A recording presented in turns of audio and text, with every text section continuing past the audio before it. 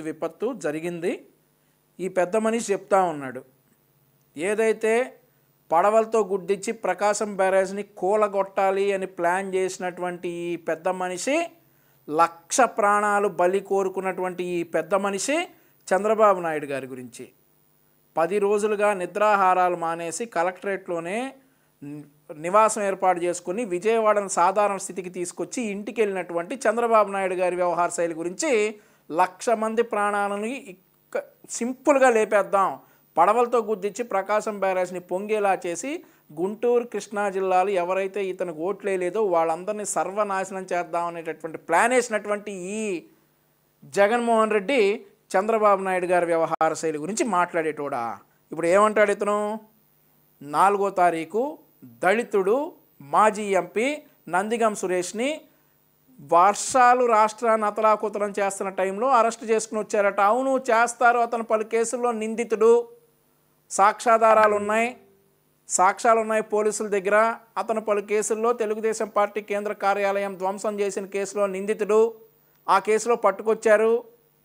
తప్పేంటి, అది వర్షాలు అతలాకుతలం చేస్తున్న టైంలో ఒక మాజీ ఎంపీ దళితుడిని పట్టుకొచ్చారని బాధపడుతున్నటువంటి జగన్మోహన్ రెడ్డి, రఘురామరాజు గారు ఒక ఎంపీ కరోనా విలయతాండవం చేస్తా లక్షల మందిని చంపేస్తున్నటువంటి టైంలో సాధారణ ప్రజల్ని ఆంధ్రప్రదేశ్ బోర్డర్ దాటి తెలంగాణలోకి రానియట్లేదు, తెలంగాణ ప్రజలను ఆంధ్రప్రదేశ్ బోర్డర్లోకి రానియని టైంలో నువ్వు నీ సీక్రెట్ పార్ట్నర్ అయినటువంటి కేసీఆర్తో చేతులు కలుపుకొని రఘురామకృష్ణంరాజు గారిని అరెస్ట్ చేయించుకున్నప్పుడు ఈ నీతి సాంప్రదాయని శుద్ధపూసని జగన్మోహిని మాటలు ఎక్కడికి వెళ్ళాయి జగన్మోహన్ రెడ్డి?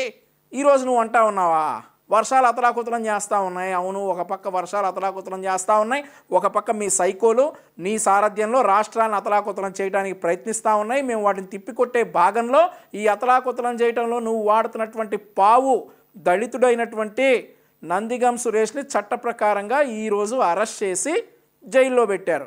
దానికి ఏంటి చించుకుంటున్నావు?